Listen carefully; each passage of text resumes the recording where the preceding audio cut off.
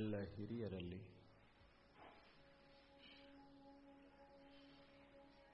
ತಮ್ಮೆಲ್ಲರಲ್ಲಿ ಪ್ರಣಾಮಗಳು.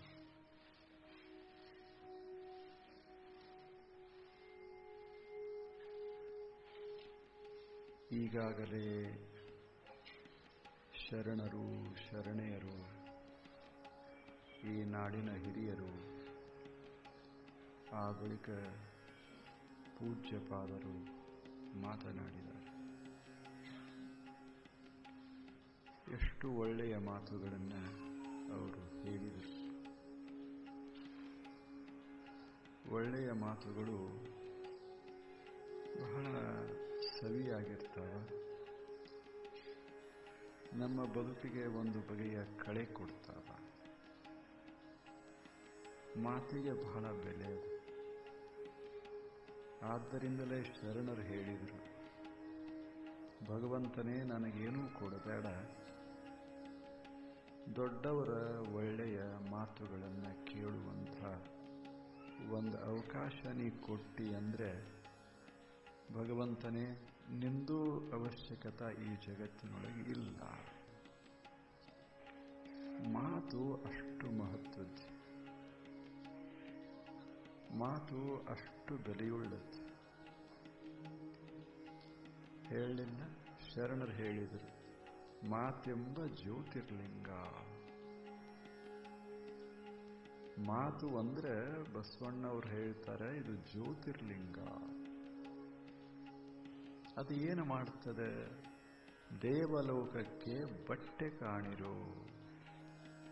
ಭಗವಂತನ ಹತ್ತಿರ ಹೋಗೋದಕ್ಕೆ ನಮ್ಮ ಮನೆ, ಮಾರ, ಧನ, ಕನಕ ಇವು ಸಹಾಯ ಮಾಡುವುದಿಲ್ಲ. ಒಳ್ಳೆಯ 4 ಮಾತುಗಳು ನಮ್ಮನ್ನು ಆ ಮಾರ್ಗದಲ್ಲಿ ಕರ್ಕೊಂಡು ಹೋಗ್ತಾವ. ಎಲ್ಲಿ ಬಿಡ್ತಾವ? ಎಲ್ಲಿ ಭಗವತ್ ಭಾವ ಇರ್ತದೆ ಅಲ್ಲಿ ನಮ್ಮನ್ನು ನಿಲ್ಲಿಸ್ತಾವ. ನಮ್ಮ ಬದುಕಿಗೆ ಒಂದು ಬಗೆಯ ಶಾಂತಿ ಸಮಾಧಾನಗಳ ಕಳೆಯನ್ನು ಏರಿಸ್ತಾವ ಅಂತ ಬಲ್ಲವರು ಹೇಳಿದರು. ಅಂಥ ಮಾತುಗಳನ್ನು ತಾವೀಗ ಆಡಿದಿರಿ. ಎಷ್ಟು ಚಲೋ ಮಾತುಗಳು. ಮಾತು ಇಂಥವ್ರು ಆಡಿದರೆ ಒಳ್ಳೆಯವಂತಲ್ಲ. ಯಾರೇ ಆಡಲಿ ಒಳ್ಳೆ ಮಾತಾಡಿದರೆ ಅವೇ ಒಳ್ಳೆ ಮಾತುಗಳು, ಅವು ಮಂತ್ರಗಳು. ಅಂಥ ಮಾತುಗಳನ್ನು ಆಡ್ಕೋತ ನಾವು ಹೋದೇವಿ ಅಂದರೆ ನಮ್ಮ ಮನ್ಯಾಗ, ನಮ್ಮ ಹೊರಗೆ, ಸಮಾಜದಾಗ, ದೇಶದಾಗ ಚಲೋ ಚಲೋ ಮಾತುಗಳನ್ನು ಹಿಂಗೆ ಹಾಕೋತ ಹೋದರೆ ಮನೆ ಸುಧಾರಿಸ್ತದೆ, ಸಮಾಜ ಸುಧಾರಿಸ್ತದೆ. ಅಲ್ಲ, ಮುಳ್ಳಿನಂಥ ಮಾತುಗಳ ಹಿಂಗೆ ಚಲಕೋತು ಹೋದರೆ ಎಲ್ಲರಿಗೂ ತಾಪ ಶುರುವಾಗ್ತದೆ ಅಲ್ಲವೇನು? ಈಗ ಸಾವಿರ ವರ್ಷಗಳ ಹಿಂದೆ ಅವರು ಯಾರು ಬದುಕಿದರೋ, ಋಷಿಗಳು, ಜ್ಞಾನಿಗಳು, ಅನುಭಾವಿಗಳು, ಶರಣರು ಏನು ಬದುಕಿ ಹೋದರೋ ಅವರೇನು ಈಗಿಲ್ಲ. ಅವರೇನು ಮಾಡ್ಯಾರ? ಇಂಥ ಒಳ್ಳೆ ಮಾತು ಬಿಟ್ಟು ಹೋಗ್ಯಾರ. ಯಾರ ಅದನ್ನು ಕೇಳಿ, ಯಾರ ಓದಲಿ, ಅವ್ರ ಮನಸ್ಸು ಅರಳಬೇಕು ಅಂಥ ಮಾತು ಬಿಟ್ಟು ಹೋಗಿಲ್ಲ. ಅಷ್ಟು ಚಲೋ ಬಿಟ್ಟು ಹೋಗ್ಯಾರ.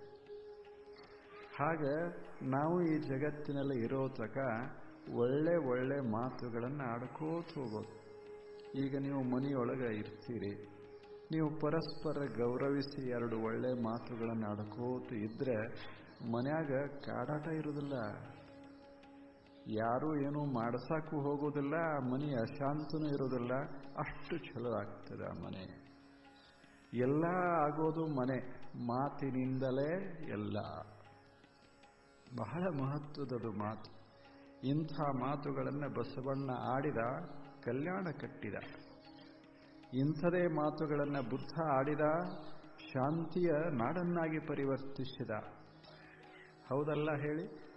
ಆಚಾರ್ಯ ಶಂಕರ ಇಂಥ ಮಾತುಗಳನ್ನಾಡಿದ, ದೇಶದೊಳಗೆಲ್ಲ ಜ್ಞಾನದ ಬೆಳಕು ಹರವಿದ. ಎಂಥ ಅದ್ಭುತ ಮಾತುಗಳು. ಅದಕ್ಕೆ ಈ ಮಾತಿನ ಮಹತ್ವವನ್ನು ಅರಿತುಕೊಂಡು ನಾವು ನಮ್ಮ ಜೀವನದಾಗ ಚೆಂದಾಗಿ ಮಾತಾಡ್ಕೋತ ಹೋದರೆ ಸಾಕು. ಇಷ್ಟ ಜ್ಞಾನ ವಿಜ್ಞಾನ ಯೋಗ ಅಂದ್ರೆ ಇದನ್ನು ತಿಳ್ಕೊಳ್ಳೋದೇ ಜ್ಞಾನ ವಿಜ್ಞಾನ ಯೋಗ. ಜ್ಞಾನದ ಮಾತುಗಳನ್ನಾಡೋದು, ವಿಜ್ಞಾನದ ಮಾತುಗಳನ್ನಾಡೋದು ಅಂದರೆ ಬೆಳಕಿನ ಮಾತುಗಳನ್ನಾಡೋದು, ಸೌರಭದ ಮಾತುಗಳನ್ನಾಡೋದು. ಒಂದು ಸಣ್ಣ ಕಥೆ. ಒಂದು ಗಿಡ ಇತ್ತು. ಆ ಗಿಡದಕ್ಕೆ ಒಂದು ಹೂವಾಯಿತು. ಆ ಹೂವು ಒಂದೇ ಹೂವು ಇತ್ತು. ಅದು ತಾಯಿಯನ್ನು ಬಹಳ ಪ್ರೀತಿಸ್ತಿತ್ತು. ಬೆಳಗಿನ ವೇಳೆ ಅದು ಬಹಳ ಪ್ರೀತಿ ಇತ್ತು ಆ ತಾಯಿಗೆ. ಅದು ಬೆಳಗಿನ ವೇಳೆ ಹೀಗೆ ಸೂರ್ಯ ಬಂದ, ಅದು ಹುಟ್ಟಿತು. ಆ ಬಳಿಕ ತಾಯಿಯ ಸಂಪರ್ಕಿತ್ತಳ ಆನಂದವಾಗಿ ಇತ್ತು. ಆಕೆ ತಾಯಿ ಅದನ್ನು ಬಹಳ ನೋಡಿ ಸಂತೋಷ ಪಡ್ತಿದ್ಲು. ಒಂದು ಹೂವು ತಯಾರು ಮಾಡಿದ್ಲು ರಾತ್ರಿ. ಅದನ್ನು ಸೂರ್ಯನಿಗೆ ಕೊಟ್ಟು, ಚಂದ್ರನಿಗೆ ಕೊಟ್ಟು, ಭೂಮಿಗೆ ಕೊಟ್ಟು, ಗಾಳಿಗೆ ಕೊಟ್ಟು ಆನಂದ ಪಡ್ತಾ ಇದ್ಲು. ಆ ನಿಸರ್ಗ ಕೊಟ್ಟು ಯಾರು? ಆ ಬಳ್ಳಿ ತಾಯಿ. ಅಷ್ಟರಲ್ಲಿ ಒಬ್ಬ ಮನುಷ್ಯ ಬಂದ ಆ ದಾರಿಯಿಂದ. ಆತ ಯಾತ್ರಿಕ, ಪ್ರವಾಸಿ.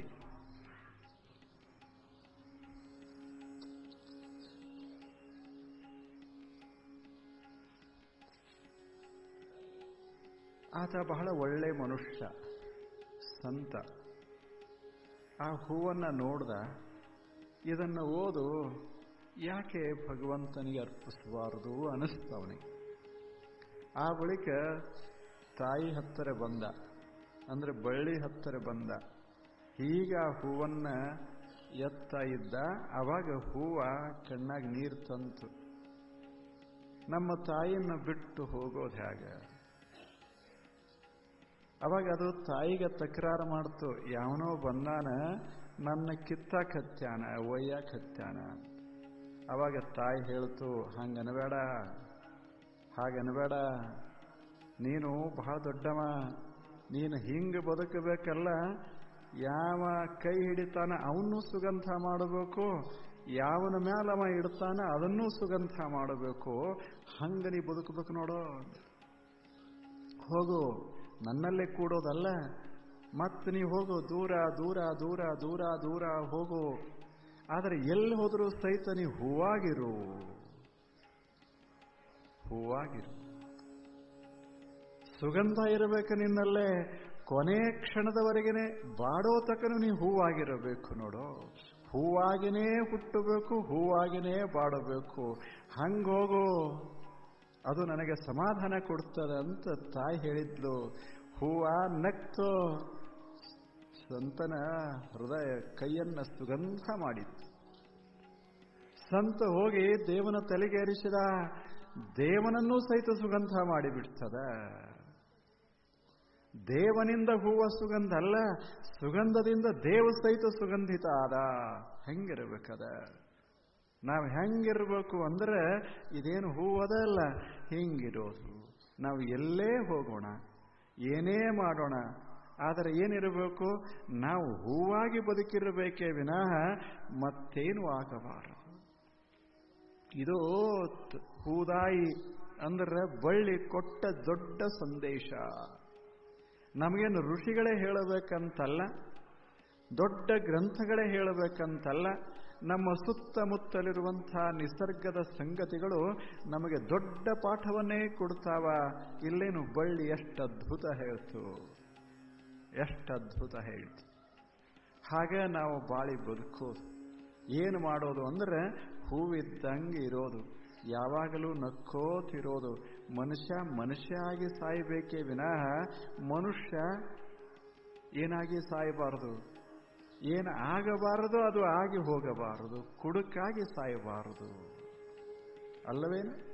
ಮನುಷ್ಯ ಜಗಳಗಂಟನಾಗಿ ಸಾಯಬಾರದು. ಮನುಷ್ಯ ಅತ್ಯಂತ ಕೀಳಾಗಿ ಸಾಯಬಾರದು, ದುಃಖಿಯಾಗಿ ಸಾಯಬಾರದು. ಮನುಷ್ಯ ಹೆಂಗೆ ಹೋಗಬೇಕು ಈ ಜಗತ್ತು ಬಿಟ್ಟು ಅಂದ್ರೆ, ಹೆಂಗ ನಕ್ಕೋತ ಬಂದ ಹಂಗ ನಕ್ಕೋತ ಹೋಗೋದು. ಅಳೋದು ಸಹಿತ ನಗೋದರ ಒಂದು ರೂಪ. ಒಂದು ಮಗು ಅಳ್ತದಂತ ನಾವು ಅಂತೇವಿ. ಅದು ಅಳದಿದ್ರೆ ನಮಗೆ ಸಂತೋಷ ಆಗೋದಿಲ್ಲ, ಅದು ಹತ್ರ ನಮಗೆ ಸಂತೋಷ ಆಗೋದು. ಸಂತೋಷ ಆಗಂಗೆ ಅಳೋದು ಅದಲ್ಲ, ಅದು ಅಳು ಅಲ್ಲದು, ನಗುವಿನ ಒಂದು ರೂಪ ಅದ. ದೇವರು ಒಂದಿಷ್ಟು ಜೀವನದಾಗ ಕಷ್ಟ ನಷ್ಟ ಕೊಡೋದಿಲ್ಲ. ಎಲ್ಲ ಇರೋದೇ ಸ್ವಲ್ಪ ಸುಖ ಸ್ವಲ್ಪ ದುಃಖ, ಸುಖ ದುಃಖ ಎಲ್ಲ ಇರೋದೇ. ಸುಖ ಕೇವಲ ಅಥವಾ ದುಃಖ ಕೇವಲ ಅಂತ ಎಲ್ಲಿಯೂ ಇರೋದಿಲ್ಲ. ಎರಡೂ ಸ್ವಲ್ಪ ಹೊಂದ್ಕೊಂಡಿರ್ತಾವ. ಅಷ್ಟಿರೋದೆ. ಎಲ್ಲಿ ಇರ್ತೇವಿ ಅಲ್ಲೇ ಸಂತೋಷವಾಗಿರೋದನ್ನ ಕಲಿಯೋದೇ ಭಗವದ್ಗೀತೆಯ ಸಂದೇಶ ಅದ. ಜ್ಞಾನ ವಿಜ್ಞಾನ ಯೋಗ ಇದನ್ನು ತಿಳ್ಕೊಂಡಿರೋದು. ಒಂದು ಸಣ್ಣ ಕಥೆ ಮುಗಿತು. ಒಂದು ಸಣ್ಣ ಕಥೆ. ಒಂದು ಊರ ಇತ್ತು. ಆ ಊರಾಗ ಒಬ್ಬ ಮನುಷ್ಯ ಇದ್ದ. ಒಂದು ಸಣ್ಣ ಮನೆ ಇತ್ತು. ಚಲೋ ಮನೆನೇ ಇತ್ತು. ಆದ್ರೆ ಗುಂಗಾಡ ಬಹಳ ಊರಾಗ. ಗುಂಗಾಡ ಬಹಳ. ಅವಾಗಿನ ಕಾಲಕ್ಕೆ ಇವು ಎಲ್ಲ ಇರಲಿಲ್ಲ. ಯಾವು ಇದೇನು ಮತ್ಸರದಾನೆ ಆ ದಾನೆ ಯಾವೂ ಇರಲಿಲ್ಲ. ಅವನಿಗಿಷ್ಟು ತಾಪ ಆತಲ್ಲ, ಈ ಗುಂಗಾಡದಿಂದ ಪಾರಾಗಬೇಕಂತ ತಿಳ್ಕೊಂಡು ಅರಣ್ಯಕ್ಕಾದ. ಮಸ್ತ್ ಗಾಳಿ ಬೀಸ್ತತ್. ಒಂದು ಗುಂಗಾಡಿರ್ಲಿಲ್ಲ. ಅವನಿಗೆ ಅನಿಸ್ತು ಪಾರಾದೆ ಅಂದ. ಅಲ್ಲೇ ಒಂದು ಸಣ್ಣ ಗುಡಿಸಲ ಅದೇ ದಿವಸ ಕಟ್ಕೊಂಡು ಗುಡಿಸಲ ಮುಂದೆ ಆರಾಮ ಗಾಳಿಗೆ ಮಲ್ಕೊಂಡ. ರಾತ್ರಿ ಬಂದು ಗುಂಗಾಡಲ್ಲ, ಚಿರ್ಚ, ಹುಲಿ, ಆನೆ ಗಾಬರಿ ಅದ. ಇನಾವು ಚಲೋ. ಗುಂಗಾಡ ನಮ್ಮನ್ನು ಕೊಂದರೆ ಕೊಲ್ಲೋದಿಲ್ಲ. ಇವು ಹಂಗಲ್ಲ. ಗಾಬರಿ ಅದು. ಯಾವಾಗ ಹೊತ್ತು ಹೊಂಟಿತು, ಯಾವಾಗ ಊರಾಗ ಹೋದೇನಿ ಅಂದ. ಸುಮ್ಮನೆ ಹಂಗೆ ತಿಳ್ಕೊಳ್ಳೋದು. ಊರವ್ರನ್ನೋದು ಊರು ಹೊರಗೆ ಆರಾಮದ ಅಂತ, ಊರು ಹೊರಗಿನವ್ರನ್ನೋದು ಊರಾಗ ಆರಾಮದ ಅಂತ. ಎಲ್ಲಿರ್ತೇವೆ ಅಲ್ಲೇ ಆರಾಮಿರೋದದ. ಆರಾಮಿರೋದು. ಇದಕ್ಕೆ ಗೊತ್ತಾಗ್ತದಲ್ಲ ಗುಂಗಾಡ. ಅದಕ್ಕೆ ನಮ್ಮ ಮನೆ ಚಲೋ, ನಮ್ಮ ಮನ್ಯಾಗ ಚಲೋ ಇಲ್ಲ, ಇನ್ನೊಬ್ಬರ ಮನ್ಯಾಗ ಚಲೋ ಅದಾರ ಹಿಂಗೆ ತಿಳ್ಕೋಬಾರ್ದು. ನಿಮ್ಮ ಮನ್ಯಾಗ ಗುಂಗಾಡ, ಅವ್ರ ಮನ್ಯಾಗ ಎಲ್ಲರ ಮನೆಗೆ ಅಷ್ಟು ಇರೋದೇ ಇಲ್ಲೇನು. ಸ್ವಲ್ಪ ತೊಂದರೆಗಳು ಇರೋದೆ. ಜೀವನದಾಗ ತೊಂದರೆಗಳು ಬರಬೇಕು. ತೊಂದರೆಗಳೇ ಇರದೆ ಇದ್ರೆ ಪ್ರಗತಿ ಆಗೋದಿಲ್ಲ. ಮನುಷ್ಯ ಪ್ರಗತಿ ಆಗೋದಿಲ್ಲ. ನಾವು ನಡೀತಾ ಇರಬೇಕು, ಹೇಳ್ತಿರ್ಬೇಕು, ಬೀಳ್ತಿರ್ಬೇಕು. ಅನುಭವ ಆಗ್ತದೆ. ಜೀವನದಲ್ಲಿ ಗಟ್ಟಿತನ ಬರ್ತದೆ. ಅದಕ್ಕೆ ಕಷ್ಟಗಳು ಬರಬಾರದಂತ ನಾವು ಹೋಗಬಾರದು. ಕಷ್ಟಗಳು ಇರಲಿ ಭಗವಂತನೇ, ಅದರಗಳನ್ನು ಎದುರಿಸುವ ಸಾಮರ್ಥ್ಯನೂ ಇರಲಿ ಅಂತ ಭಾವಿಸಬೇಕದ. ಯಾಕೆ ಈ ಜಗತ್ತಿನಿಂದ ಕಷ್ಟ ತೆಗೆದು ಹಾಕೋದು ಯಾರಿಗೇ ಆಗೋದಿಲ್ಲ. ಸಾಕ್ಷಾತ್ ಭಗವಂತ ಬಂದರೂ ಸಹಿತ ಕೃಷ್ಣ ಬರಲಿಲ್ಲ ಅಂತ ಹೇಳ್ತಾರೆ. ಕೃಷ್ಣ ಬಂದ, ಏನಾಯ್ತು? ಮಕ್ಕಳು ಕಳ್ಕೊಂಡ. 60,000 ಮಕ್ಕಳು ಎಲ್ಲ ಸತ್ತು ಬಿಟ್ರು ಅವನ ಕಣ್ಣೆದರಿಗೆ. ಎಲ್ಲ ಗೆಳೆಯರೆಲ್ಲ ಹೋಗಿಬಿಟ್ರು. ಗುರುಗಳು ಹೋದರು. ಎಲ್ಲರೂ. ಕೃಷ್ಣನ ಪರಿಸ್ಥಿತಿನೇ ಹೀಗಾದ ಬಳಿಕ ಇನ್ನು ನಾವು ಯಾರು ಇರುದ? ಕೃಷ್ಣ ಹೇಳ್ತಾನೆ, ಅರ್ಜುನನಿಗೆ ಹೇಳ್ತಾನೆ, ಹೋಗುವಾಗ ಹೇಳ್ತಾನೆ, ನೋಡಿ ಪಾಂಡವರೇ, ಇದು ಕಷ್ಟಗಳು ಮುಗಿದು ಅಂತ ತಿಳ್ಕೋಬೇಡಿ. ಈಗೆಲ್ಲ ಕೌರವರು ಹೋದ್ರು, ಯುದ್ಧ ಆಯ್ತು, ಮುಗಿತಿನ್ನ, ಇನ್ನು ಸುಖನೇ ಸಿಗ್ತದ ತಿಳ್ಕೋಬೇಡಿ. ಇವಿರೋದೇ ಅದ್ರ ಗುಣನೇ ನೀವು ನಕ್ಕೋತು ಬಾಳಿ ಬದುಕಬೇಕಷ್ಟೆ. ಇನ್ನು ಹೋರಾಟ ಮಾಡಕ್ ಹೋಗಬೇಡಿ. ಸಾಕು, ಒಂದ್ಸಲ ಮಾಡಿದ್ರೆಲ್ಲ ಸಾಕಿಲ್ಲಿಗೆ ಸಾಕು. ಹಾಗೆ ಈ ಜಗತ್ತಿನಲ್ಲಿ ಇರೋ ತಕ ಸ್ವಲ್ಪ ಇಷ್ಟೆಲ್ಲ ಇರೋದೇ. ಯಾರೇ ಒಂದು ಬೂಟ್ ಹಾಕೊಂಡ್ರು ಸಹಿತ ಹೊಸ ಚಪ್ಪಲ್ ಹಾಕೊಂಡ್ರೆ ಒಂದು ಸ್ವಲ್ಪ ಆಗುದಿಲ್ಲ, ಚುಚ್ಚುದೇ ಅಷ್ಟು ಆಗೋದೆ. ಒಂದು 4 ದಿವಸದಾಗ ಮತ್ತೆ ಹೊಂದಾಣಿಕೆ ಆಗ್ತದೆ. ಕಾಲರೇ ಅದಕ್ಕೆ ಹೊಂದ್ಕೋತದೆ, ಇಲ್ಲವೇ ಅದರೇ ಇದಕ್ಕೆ ಹೊಂದ್ಕೋತದೆ. ಎಲ್ಲ ಹೆಂಗೆ ಹೊಂದಿಸಕ್ಕೆ ಸಾಧ್ಯದ ಹೇಳಿ? ಅದಕ್ಕೆ ಸತಿ ಪತಿ ನೀವು ಎಷ್ಟೇ ಪರಿಪೂರ್ಣ ಅಂತ ಭಾವಿಸಿದ್ರು ಸಹಿತ ಸ್ವಲ್ಪ ಅಪೂರ್ಣ ಇರೋದೆ. ಎಲ್ಲ ಪರಿಪೂರ್ಣ ಪತಿ ಎಲ್ಲಿ ತರೋದು ಹೇಳಿ? ಪರ್ಫೆಕ್ಟ್ ವೈಫ್ ಎಲ್ಲಿ ಸಾಧ್ಯದ? ಎಲ್ಲಿ ಸಾಧ್ಯದ ಹೇಳಿ? ಇವೆಲ್ಲ ಇರೋದೇ ಒಂದು ಸ್ವಲ್ಪ ಹೆಚ್ಚು ಕಡಿಮೆ. ಬಣ್ಣದಾಗರೆ ಒಂದಿಟ್ಟು ಹೆಚ್ಚು ಕಡಿಮೆ, ಒಂದಿಟ್ಟು ರೂಪದಾಗ ಹೆಚ್ಚು ಕಡಿಮೆ, ಒಂದು ಎತ್ತರದಾಗರೆ ಹೆಚ್ಚು ಕಡಿಮೆ, ಮಾತಿನಾಗರೆ ಹೆಚ್ಚು ಕಡಿಮೆ. ಇವಿಷ್ಟೆಲ್ಲ ಇರೋದು. ಜಗತ್ತಂದ್ರೆ ಹಾಗಿರುವಾಗ ಮನುಷ್ಯನೇ ಇದನ್ನೆಲ್ಲ ಸರಿ ಇದ್ರೆ ನಾನು ಚೆನ್ನಾಗಿ ಬದುಕ್ತೇನೆ ಅಂತ ತಿಳ್ಕೋಬೇಡ. ಇದ್ದದ್ರಾಗ ಚೆನ್ನಾಗಿ ಬದುಕಕ್ಕೆ ಕಲಿಬೇಕು ಮನುಷ್ಯ. ಇದ್ದದ್ರಾಗ ಬದುಕೋದು ಮಜಾದಾಗಿರೋದು. ಯಾಕೆ ಕಷ್ಟಪಡೋದು ಹೇಳಿ? ಬದುಕೋದಂತೂ ಬದುಕೋದದ, ನಾಳೆ ಅದು ಹೋಗೋದು ಅದ. ಹೋಗೋದೇ ಅದ ಅಂದ ಬಳಕೆ ಬದುಕಿ ಯಾಕೆ ಹೋಗಬಾರದು ಹೇಳಿ? ಹೋಗೋದಂತೂ ನಿಶ್ಚಿತ ಇರುವಾಗ ಬದುಕಿ ಯಾಕೆ ಹೋಗಬಾರದು? ಯಾಕೆ ಹೋಗಬಾರದು? ಇರೋದ 4 ಮಂದಿ ಬರ್ತಾರ, ಗೆಳೆಯರಾಗ್ತಾರ. ಇಂದಿನ ಗೆಳೆಯರ ನಾಳೆ ವೈರಿ ಆಗ್ತಾರ, ಇಂದಿನ ವೈರಿ ನಾಳೆ ಗೆಳೆಯರಾಗ್ತಾರ. ಆಗಲಿ ಬಿಡು ಅನ್ನೋದು, ಆಗಲಿ ಬಿಡು ಅನ್ನೋದು. ನಾವು ಮಾತ್ರ ಏನಾಗಿರ್ಬೇಕು ಹಂಗೆ ಇರುಕೋತ ಆರಾಮಾಗಿ ಹೋಗಿ ಬಿಡೋದು. ಹಂಗೆ ಒಂದು ದಾರಿಯನ್ನ ತೋರಿಸುವಂಥ ಒಂದು ಮಾತು ಅದಲ್ಲ. ಅಂಥ ಮಾತಿಗೆ ಗೀತಾ ಅಂತ, ಗೀತ ಮಾತೆಂಬ ಜ್ಯೋತಿಯ ಹೊತ್ತಿಸಿಟ್ಟರು ಎಂಬ ಶರಣರು. ಅಂಥ ಮಾತುಗಳನ್ನು ಸುಮ್ಮನೆ ಕೇಳ್ಕೋತಿರಬೇಕು. ಅದಕ್ಕೆ ಸತ್ಸಂಗ ಅಂತ ಕರೆದ್ರು. 1 ತಿಂಗಳಕ್ಕಿಂತ ಸ್ವಲ್ಪ ಹೆಚ್ಚು ಸತ್ಸಂಗ ಮಾಡಿದ್ರಿ. ಇದನ್ನು ಎಣಿಸಬಾರದು. 1 ತಿಂಗಳಾಯಿತು, ಇಷ್ಟು ದಿವಸ ಆಯಿತು, ಅಷ್ಟು ದಿವಸ ಅನ್ನೋದು. ಈಗ ಪ್ರಪಂಚ ಎಷ್ಟು ದಿವಸ ಅಂತ ಹೇಳ್ತೀರೇನೋ? ಇಲ್ಲ.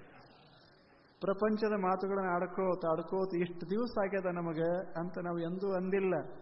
ಸಮಾಪ್ತಿನೂ ಮಾಡಿಲ್ಲ. ಪ್ರಪಂಚ ಸಮಾಪ್ತಿ ಕಾರ್ಯಕ್ರಮ ಅಂತೂ ಒಂದರೇ ಹೆಂಡಬಿಲ್ ಎಲ್ಲಾದರೂ ಈ ಜಗತ್ತಿನಾಗಿರೋದು ಇಲ್ಲ. ಎಷ್ಟು ಮಜಾ ಇಲ್ಲ? ಅದರ ಅರ್ಥ ಏನು ಅಂದ್ರೆ, ಪ್ರವಚನ ಸಮಾಪ್ತಿ ಮಾಡಬಾರ್ದಂತಲ್ಲ, ಸಮಾಪ್ತಿ ಮಾಡಬೇಕು ಅಂತಲ್ಲ, ಇದು ಮುಗಿಯೋದಲ್ಲ. ಇರೋ ತಕ ಸುಮ್ಮನೆ ಕೇಳ್ಕೋತಿರೋದು. ಇದನ್ನು ಮುಗಿಸಬಾರದು. ಚಲೋದನ್ನ ಕೇಳೋದನ್ನ ಮುಗಿಸ್ಲೇಬಾರದು. ಈಗ ಅನುಕೂಲ ಇಲ್ಲ ಅಂತ ಬಿಡೋದೇ ವಿನ ಮತ್ತೆ ಯಾವಾಗ ಯಾರೇ ಹೇಳಿ, ಎಲ್ಲಿಂದರೆ ಹೇಳಿ, ಹಾಗ ಹೇಳಿ, ಅದನ್ನು ಕೇಳ್ಕೋತು ಬದುಕದೇವಿ ಅಂದ್ರೆ ನಮ್ಮ ಬದುಕ ಚಂದ ಆಗ್ತದೆ, ಬಹಳ ಸುಂದರ ಆಗ್ತದೆ. ನನಗದು ಬದುಕ ಹೆಂಗೆ ಗೊತ್ತಿರದೇ ಇದ್ರೂ, ಅಥವಾ ನನಗೆ ಸುಂದರವಾದಂಥ ಜೀವನ ಅದನ್ನು ನಡೆಸಲಿಕ್ಕೆ ಆಗದೇ ಇದ್ದರೂ, ಸುತ್ತಮುತ್ತ ಸುಂದರ ಜೀವನ ಯಾರು ನಡೆಸ್ತಾರಲ್ಲ ಅದನ್ನು ನೋಡಿಕೊಂಡು ನಾವು ಬದುಕಕ್ಕೆ ಕಲ್ತೇವಿ. ಜೀವನ ಸಾರ್ಥಕ ಆಯಿತು ಅಂತ ಭಾವಿಸಬೇಕು. ಸಾರ್ಥಕ ಆಯಿತು. ಒಂದು ಸಣ್ಣ ಕತೆ ಹೇಳಿ ಮುಗಿಸ್ಬಿಡ್ತೀವಿ. ಸುಮ್ಮನೆ ಕಥೆಗಳು ಇವೇನು ಮನುಷ್ಯರ ಕಥೆಯಲ್ಲ, ಏನಲ್ಲ. ಒಂದು ಕಾಗಿ ಕಥೆ. ಒಂದು ಗಿಡದಾಗ ಒಂದು ಕಾಗಿತ್ತು. ಆ ಗಿಡದೊಳಗೆ ಇನ್ನೂ ಬಹಳಷ್ಟು ಪಕ್ಷಿಗಳಿತ್ತು. ಒಂದು ಕೋಗಿಲಿತ್ತು, ಒಂದು ಗಿಳಿ ಇತ್ತು. ಆ ಬಳಿಕ ಗುಬ್ಬಿಗಳು ಅವು ಬಹಳ ಚೆಂದಾಗಿ ಮಾತಾಡಿಕೊಂಡು ಗುಬ್ಬಿಗಳಿತ್ತು. ಅದರ ಕೆಳಗೆ ಒಂದು ನವಿಲ ಇತ್ತು, ಕುಣಿತಿತ್ತು. ಆ ಗಿಡಕ್ಕೆ ಒಂದು ಕಾಗಿ ಬಂದು ವಾಸ ಮಾಡ್ತು. ಅವಾಗ ಗಿಳಿ ಅಂತು, ಅಲ್ಲೋ ನಿನ್ನಂಥವ್ರು ನಾವು ಯಾರೂ ಇಲ್ಲಿಲ್ಲ, ನೀ ಇಲ್ಲಿ ಯಾಕೆ ಬಂದಿ ಅಂತ ಕೇಳ್ತು. ಅವಾಗ ಕಾಗಿ ಹೇಳ್ತು, ನನ್ನ ಹತ್ರ ಏನೂ ಇಲ್ಲ ಅಂತ ಇದ್ದವ್ರ ಹತ್ರ ನಾ ಬಂದೇನಿ ಅಂತ. ನನಗೆ ಹಾಡಕ್ಕೆ ಬರುವುದಿಲ್ಲ, ಅದಕ್ಕೆ ಇಲ್ಲಿ ಗಿಳಿರಾಯ ಇದು ಕೋಗಿಲದಾನ, ಅವನ ಹಾಡಕ್ಕೆ ಕೇಳಕ್ಕೆ ಬಂದೇನಿ. ನನಗೆ ಚಂದ ಮಾತಾಡ್ಲಿಕ್ಕೆ ಬರುವುದಿಲ್ಲ, ಇಲ್ಲಿ ಗಿಳಿರಾಯ ಅದಾನ, ಅವನ ಮಾತು ಕೇಳಕ್ಕೆ ಬಂದೇನಿ. ನನಗೆ ಚಂದಾಗಿ ಕುಣ್ಯಾಕೆ ಬರುವುದಿಲ್ಲ, ಇಲ್ಲಿ ನವಿಲದಾರ, ಅವ್ರ ಕುಣಿಯೋದನ್ನು ನೋಡಕ್ಕೆ ಬಂದೇನಿ. ನಾ ಈ ಜಗತ್ತಿಗೆ ಬಂದಿದ್ದು ಹಾಡಕ್ಕಲ್ಲ, ಕುಣ್ಯಾಕಲ್ಲ, ಮಾತಾಡಕ್ಕಲ್ಲ. ಮಾತಾಡ್ದವ್ರ ಮಾತು ಕೇಳಾಕ, ಹಾಡ್ದವ್ರ ಹಾಡು ಕೇಳಾಕ, ಕುಣಿದವ್ರನ್ನ ಕುಣಿತ ನೋಡಾಕ ಬಂದಿದ್ದು ಅಂತ. ಯಾವುದು ಕಾಗಿಗೆ ಇಷ್ಟು ಜಾಣ್ಮೆ ಅದ ಅಂದ ಬಳಕ ನಾವೆಷ್ಟು ಚಂದಾಗಿ ಬದುಕಬೇಕು ಈ ಜಗತ್ತಿನಾಗ. ನಮಗೆ ಹಾಡಕ್ಕೆ ಬರ್ಲಿಕ್ಕಿಲ್ಲ, ಹಾಡೋರು ಅದಾರಲ್ಲ, ಇಲ್ಲೇನು? ನಮಗೆ ಗಳಿಸಕ್ಕೆ ಬರ್ಲಿಕ್ಕಿಲ್ಲ, ಗಳಿಸ್ದವ್ರು ಇಲ್ಲೇನು? ನೋಡೋದು ಆನಂದ ಪಡೋದು. ಅವರು ಕೋಟ್ಯಾಧೀಶರು ಅಂತ ಆನಂದ ಪಡೋದು, ಇವರು ಅಬ್ಜಾಧೀಶರು ಅಂತ ಆನಂದ ಪಡೋದು. ಎಷ್ಟು ಸಂತೋಷ ಆಗ್ತದೆ. ಇವರು ಬಹಳ ಬುದ್ಧಿವಂತರು ಅಂತ ಆನಂದ ಪಡೋದು. ನಮಗೆ ರಟೈಕ ಬರಲಿ ಬಿಡ್ಲಿ ಆ ಪ್ರಶ್ನೆ ಬೇರೆ. ಆದರೆ ಇನ್ನೊಬ್ಬರು ಅಷ್ಟು ದೊಡ್ಡವರಿದ್ದಾಗ ನೋಡಿ ಆನಂದ ಪಡೋದಲ್ಲ, ಇದು ಮಾತ್ರ ಯಾರಿಗೂ ಬರೋದಿಲ್ಲದ, ಬರೋದಿಲ್ಲ. ಅದು ನವಿಲಿಗೆ ಅದಕ್ಕೆಂದರೆ ಅನಿಸೋದನ್ನು ನವಿಲದ ಅಲ್ಲ, ಈ ಕಾಗಿ ಹೆಂಗಂತದೇನು? ಅದು ಅನ್ನೋದಿಲ್ಲ, ನನ್ನಂಗೆ ಕುಣಿಯಕ್ಕೆ ಯಾರಿಗೆ ಬರುವುದಿಲ್ಲ ಅದಂತದ. ಆದರೆ ಕಾಗೆ ಹಂಗೆ ಅನ್ನೋದಿಲ್ಲ, ಕುಣಿಯವ್ರು ನೋಡುವಂಥ ಅವಕಾಶ ನನ್ನಂಗೆ ಯಾರಿಗೆ ಸಿಕ್ಕಿಲ್ಲ. ಮಾಡಬೇಕು ಮನುಷ್ಯ. ಎಲ್ಲರ ಮನೆಯೂ ದೊಡ್ಡ ಆಗ್ತವೆ, ಎಲ್ಲರ ಸಂಪತ್ತು ಬಹಳ ದೊಡ್ಡದಾಗಿ ಬೆಳೆದು ಹೋಗ್ತದೆ, ಎಲ್ಲರ ಪಗಾರ 5 ಲಕ್ಷ ಇರ್ತದೇನು? ಇರುವುದಿಲ್ಲ. ನಮ್ಮದು ಈಗ ನಿಮ್ಮ ಪಗಾರ ಒಂದು 10,000, 20,000, 30,000 ಇಲ್ಲೇ, ಲಕ್ಷದ, ಕೋಟಿ ಅದ. ಈಗ ನನ್ನ ಪಗಾರ ಎಷ್ಟದ? ಶೂನ್ಯ ಇಲ್ಲೇನು? ಆದರೂ ನಾನು ಮಜಾದಾಗದೀನಿ, ನೀವು ಮಜಾದಾಗದೀರಿ. ನಿಮಗೆ ಮನೆಮಾರುಗಳದಾವ, ನಮಗೆ ಯಾರು ಇಟ್ಕೊಳ್ಳೋರು? ಇಲ್ಲಿ ನಾ ಇರ್ತೀನಿ ಅಂತ ಎರಗಟ್ಟಾಗಿ ಇರ್ಬೇಕಂದ್ರೆ ಇನ್ಯಾರು ಇಟ್ಕೊಳ್ಳೋರು? ಅದು ಕ್ಷೇತ್ರದ ಅಂತ ಅಲ್ಲೇ ಆಯ್ತು. ನಿಮ್ಮ ಮನ್ಯಾಗ ಇದ್ದಿದ್ರೆ ಯಾವಾಗ ಹೋಗ್ತಾರ ಅಂತ ಕೇಳುತ್ತಿದ್ರಲ್ಲ. ಮನೆ ಇಲ್ಲದೆ ಇದ್ದರೂ ಮಸ್ತಾಗಿರಕ್ಕೆ ಬರ್ತದೆ, ಮನೆ ಇದ್ದರೂ ಮಸ್ತಾಗಿರಕ್ಕೆ ಬರ್ತದೆ. ಇರೋದು ಇಲ್ಲದ್ದು ಮಹತ್ವದ್ದಲ್ಲ, ಮಸ್ತಾಗಿರೋದು ಬಹಳ ಮಹತ್ವದ್ದಲ್ಲ. ಏನು ಇರಬೇಕು, ಚೆನ್ನಾಗಿರಬೇಕು. ನೀವನ್ನು ಹೋಗಿರಿ, ತೆನಿಕೊಳ್ಳಕ್ಕೆ ಹೋಗ್ರಿ, ಎಷ್ಟು ಚಂದದೆ. ಇಲ್ಲೇನು ಮತ್ತೆ ಅಲ್ಲಿ ಏನದ? ಏನೂ ಇಲ್ಲ. ಮಾರುಕಟ್ಟೆ ಅದಾನೆಲ್ಲ ಏನಿಲ್ಲಲ್ಲೇ. 4 ಗಿಡ ಅದಾವ, ಕುಡಿಯಕ್ಕೆ ಚಲೋ ನೀರದ, ಕೂಡ್ರಾಕ್ ಒಂದಿಷ್ಟು ಜಾಗ ಅದ, ಮತ್ತೆ ಅಲ್ಲೊಂದು ಸುಂದರ ಬಿಲ್ಡಿಂಗ್ ಕಟ್ಟಾರ. ಇಲ್ಲೇ ಕೂತಾರಲ್ಲ ಕಟ್ಟಿದವ್ರು, ಎಷ್ಟು ಚಂದ ಬಿಲ್ಡಿಂಗ್ ಕಟ್ಟಾರ. ಅದರಾಗ ಯಾರೂ ಇಲ್ಲ, ಅದಕ್ಕೆ ನಾವು ಕುಂಡ್ರು. ಯಾರೇ ಬರುತ್ತಕ ಇದ ನಮ್ಮದತ್ತು ಯಾರೇ ಬಂದ್ರು ತಗೊಳ್ಳಿ ಅನ್ನೋದದ, ಹೋಗಿ ಬಿಡೋದದು. ಎಷ್ಟು ಮಜಾ ಇರ್ತದ. ನಿಮ್ಮದು ಹಂಗಲ್ಲೇನು? ಮಕ್ಕಳ ಲಗ್ನ ಆಯ್ತು, ಅವ್ರು ನಮ್ದು ಅಂತ ಬರ್ತಾರೆ.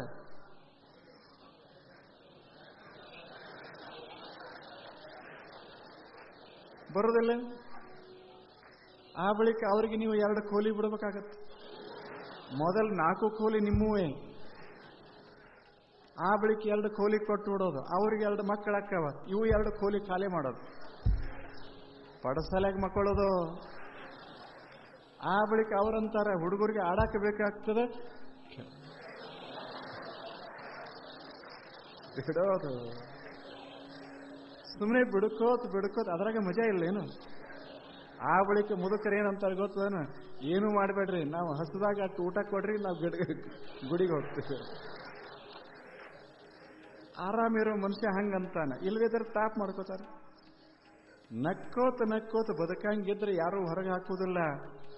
ಮತ್ತೆ ಹಿಂಗೆಲ್ಲ ಹಿಡಿತಾ ಇಟ್ಕೊಳ್ಳಿಕ್ಕೆ ಹೊರಟೇವಿ ಅಂದ್ರೆ ಎಲ್ಲರೂ ಹೊರಗೆ ಹಾಕ್ತಾರೆ ನಾಳೆ. ನೀವು ಸುಮ್ಮನೆ ಹಿಂಗಂದ್ರೆ ಎಲ್ಲ ನಿಮ್ಮದು ಅಂತ ಬಂದವ್ರಿಗೆ ಹೆನ್ರಿ, ನೀವು ಅತ್ತಿ ಇರಲಿ ಅಥವಾ ಮಾವ ಇರಲಿ, ಇದೆಲ್ಲ ನಿಮ್ಮದಪ್ಪ ಅಂತ ಅವ್ರಿಗೆ ಅನ್ರಿ, ಅವ್ರಂತಾರೆ ನಮ್ದು ಯಾಕೆ, ನೀವು ಹಿರಿಯರು ಇರೋ ತಕ್ಕ ನಮ್ದೇನದ ಅಂತ ಅಂತಾರೆ. ನಮ್ಮದಿದು ಅಂತನ್ರಿ. ಎಷ್ಟು ದಿವಸ ನಾವ ಅಂತ ಇಲ್ಲೇನು? ಕಲಿಯೋದದ, ಅದರ ಮತ್ತೇನಿಲ್ಲದು. ತಯಾರದಾಗಿದ್ರೆ ಯಾರು ಹೇಳ್ರಿ ಅನ್ನೋದಿಲ್ಲ, ಹೇಳೋ ತಯಾರಿಯೊಳಗಿದ್ರು. ಗಟ್ಟಿಯಾಗಿ ಕುಂಡ್ರೋ ಲಕ್ಷಣ ಕಂಡತು ಅಂದ್ರೆ ಎಬ್ಸೋ ಪ್ರಯತ್ನ ಶುರು ಮಾಡ್ತಾರೆ. ಆ ತಯಾರಿಯೊಳಗೆ ನೀವಿರೋದು ಮನ್ಯಾಗ. ಭಗವಂತ ಕರೆದರೂ ತಯಾರಿಯೊಳಗೆ, ಮತ್ತು ಸಮಾಜ ಕರೆದರೂ ತಯಾರಿಯೊಳಗೆ. ಯಾರೋ ಕರೆದಿದ್ರೆ ನಿಸರ್ಗಂತೂ ನಮ್ಮ ಮಧ್ಯದಲ್ಲೇ ಇರ್ತದೆ, ನಮ್ಮ ಸುತ್ತಮುತ್ತ ಇರ್ತದೆ, ಮಜಾದಾಗಿರ್ತದ. ಹಾಗೆ ಬದುಕೋದೊಂದು ಕಲೆ ಅದಲ್ಲ. ಈ ಕಲೆ ಬರಬೇಕಾದ್ರೆ ಗೀತಾ, ಶ್ರೀಮದ್ ಭಗವದ್ಗೀತಾ. ಗೀತ ಅಂದ್ರೇನು? ನೀವೆಲ್ಲ ಮರೆತು ಬಿಡಿ. ಇಷ್ಟು ದಿವಸ ಏನು ಆಯ್ತಲ್ಲ, ಎಲ್ಲ ಮರೆತು ಬಿಡೋದು. ಗೀತ ಅಂದ್ರೆ ಹಾಡು, ಜೀವನ ಅಂದ್ರೆ ಒಂದು ಹಾಡ. ಏನಾಯ್ತು 1 ತಿಂಗಳ ಅಂತ ಯಾರೇ ಕೇಳಿದರೆ ಏನಾಯ್ತು ಗೊತ್ತಿಲ್ಲ, ಆದ್ರೆ ಏನದ ಗೊತ್ತದ. ಏನು ಹಾಡ ಇದೆ, ಸುಂದರವಾದ ಹಾಡ ಹಾಡ್ಕೋತ ಬದುಕೋದದ. ಇಷ್ಟು ಮಾಡಿಬಿಡ್ರಿ, ಯಾವ ರಾಹು ಕಾಡೋದಿಲ್ಲ, ಯಾವ ಕೇತು ಕಾಡೋದಿಲ್ಲ, ಯಾರ ಮಂತ್ರ ಮಾಟ ಮಾಡಿಸೋದಿಲ್ಲ, ಯಾವ ವಾಸ್ತು ತ್ರಾಸ್ ಕೊಡೋದಿಲ್ಲ. ನೀವು ಇದ್ದ ಮನ್ಯಾಗ ಇರ್ರಿ, ಹಾಡ್ಕೋತಿರ್ರಿ. ವಾಸ್ತವಿಗಿಷ್ಟು ಸಂತೋಷ ಆಗ್ತದೆ. ನಿನಗೇನೂ ಮಾಡೋದಿಲ್ಲಪ್ಪ, ನಾನು ಮಕ್ಕೊಂಡ್ಬಿಡ್ತೀನಿ ಅಂತ ಮಕ್ಕೊಂಡ್ಬಿಡ್ತಾನೆ ಆತ. ವಾಸ್ತು ಅಂದ್ರೆ ಯಾವಾಗಲೂ ಮಲಗಿದವ, ಎಷ್ಟು ಆರಾಮಿರ್ತಾನೆ. ನೀವೇನೋ ಗಾಡಿ ಕೆಡಬಾರದು, ಕಂಬ ತೆಗಿಬಾರದು, ಆ ಬಳಿಕ ಬಾಗಿಲ ಕಿತ್ತಬಾರದು, ಕಿಟಕಿ ಬದಲು ಮಾಡಬಾರದು, ಮತ್ತೇನ್ರ ತಲೆ ಹಾಕ್ಕೋಬಾರದು. ಏನು ತಿಳ್ಕೋಬೇಕು? ಹಾಡ್ಕೋತಿರೋಣ, ಇದು ಹೋಗಿ ಬಿಡ್ತದೆ. ಗೀತಾ ಹಾಡ್ಕೋತಿರ್ರಿ, ಎಲ್ಲ ಮರಿ ಮನಸ್ಸಿನಾಗಿಂದೇ ಮರಿ ಆಗುವಾಗಿನ್ನು ಹೊರಗೆ ಹಂಗಿರ್ತದ. ಇದೊಂದು ದೊಡ್ಡ ಮಂತ್ರ ಅಲ್ಲ. ಸುಮ್ಮನೆ ಹಾಡ್ಕೋತಿರೋದು ನಮ್ಮದು ಬೈಗಳನ್ನೇ ಹಾಡ್ಕೋತಿರೋದಲ್ಲ. ಚಲೋ ಚಲೋ ಚಲೋ ಚಲೋ ಮಾತುಗಳನ್ನು ಹಾಡ್ಕೋತಿರೋದು. ಹಾಗೆ ತಾವೆಲ್ಲ ಒಂದು ತಿಂಗಳ ಹಂಗದಿರಿ. ಇಲ್ಲದಿದ್ರಿ ಇಲ್ಲಾಕೆ ಬರ್ತಿದ್ರಿ? ಅಲ್ಲೇ ಬೈಕೋತ ಅಲ್ಲಿರ್ತಿದ್ರಿ. ಹಾಡ್ಕೋತ ಇಲ್ಲಿ ಬರೋಕ್ಕಾಗ್ತಿದ್ದಿಲ್ಲ. ನೀವೆಲ್ಲ ಸಾಮಾನ್ಯರಲ್ಲ. ಈಗ ನೋಡಿದ್ರಲ್ಲ, ನೀವು ಮಾತಾಡಿದ್ರಿ, ಇವರು ಮಾತಾಡಿದ್ರಿ, ಎಷ್ಟು ಸುಂದರ ಮಾತಾಡ್ತಾರೆ ಎಲ್ಲರೂ. ಅಷ್ಟು ಸಾಮರ್ಥ್ಯ, ಬುದ್ಧಿವಂತಿಕೆ, ಶಿಕ್ಷಣ ಇಂದಿನ ಕಾಲದಲ್ಲಿ ಅದೇ. ಎಲ್ಲರೂ ಸುಶಿಕ್ಷಿತರೆಯಿಂದ ಇಷ್ಟೆಲ್ಲ ಇದ್ರೂ ಸಹಿತ ಅದನ್ನು ಏನೂ ಗಮನಕ್ಕೆ ತೆಗೆದುಕೊಳ್ಳದೆ ತಣ್ಣಗೆ ಬಂದು ನೆಲದ ಮೇಲೆ ಕೂಡ್ತಿರಲ್ಲ. ಇದಕ್ಕಿಂತ ಹಾಡುವ ಜೀವನ ಇನ್ಯಾವುದದೆ? ಎಷ್ಟು ಚಂದದೆ. ಹಳ್ಳಿಯವರು ಬಂದಾರೆ, ಶಹರದವರು ಬಂದಾರೆ, ಬಹಳ ದೂರದಿಂದ ಬಂದಾರೆ. ನಾವು ಇಲ್ಲಿಂದ ಬಂದೇವಿ ಅಂತ ಅವರು ಮರ್ತ ಬಿಟ್ಟಾರೆ. ಅಷ್ಟು ಚಂದದ ಇದೆ. ಇರಬೇಕು, ಸಮಯ ಮರ್ತು ಹೋಗಬೇಕು. ಸಮಯ ಮರಿಬೇಕು ಅಂದ್ರೆ ಬದುಕಿನ ಸಮಯ ಮರಿಬೇಕು. ಎಷ್ಟು ವರ್ಷ ಬದುಕಿದೆ ಅನ್ನೋದು ನೆನಪಾಗಲಾರ್ದಂಗೆ ಬದುಕಬೇಕು ಮನುಷ್ಯ. ಹಂಗೆ ಬದುಕಿರಬೇಕು ಮನುಷ್ಯ. ಅಂಥ ಬದುಕ ಎಲ್ಲ ಆಗಬೇಕಾಗಿತ್ತಂದ್ರೆ ಒಂದೇ ಒಂದು ಕೆಲಸ ಮಾಡೋದು, ಮತ್ತೆ ಮತ್ತೆ ಮತ್ತೆ ಮತ್ತೆ ಚಲೋ ಚಲೋ ಮಾತು ಕೇಳುವ ಸತ್ಸಂಗ ಮಾಡ್ತಾ ಇರೋದು.